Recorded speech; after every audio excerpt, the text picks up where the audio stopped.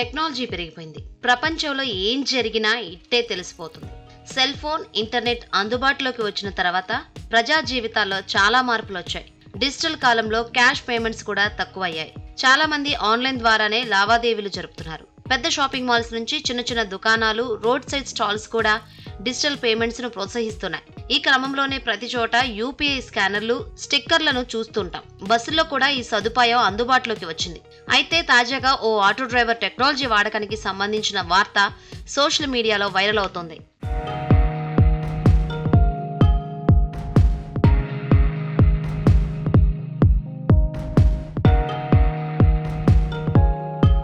బెంగళూరులో ఓ వ్యక్తి ఆటోలో ప్రయాణం చేశాడు.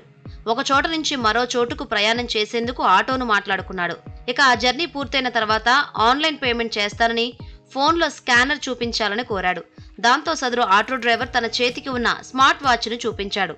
అదేంటి వాచ్ చూపిస్తున్నాడని కస్టమర్ అనుకునే లోపే దాంట్లో క్యూఆర్ కోడ్ ఉందని, దానికి స్కాన్ చేసి పేమెంట్ చేయాలని చెప్పాడు ఆటో డ్రైవర్.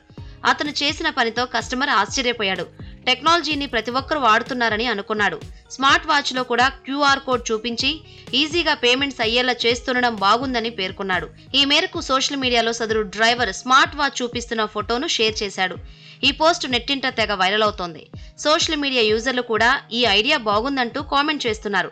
పేమెంట్ కోసం ప్రతిసారి ఫోన్ తీసి క్యూఆర్ కోడ్ చూపించడం కంటే ఇలా స్మార్ట్ వాచ్ ద్వారా పేమెంట్ ఈజీ అయిపోతుందని అంటున్నారు. డ్రైవర్కే కాదు, కస్టమర్ సమయం కూడా ఆదా చేసినట్లు అవుతుందని చెబుతున్నారు. దేశం డిజిటల్ పథంలో దూసుకెళ్తుందని ఇప్పుడు నమ్ముతున్నామంటూ కొందరు నెటిజన్లు రాసుకొచ్చారు.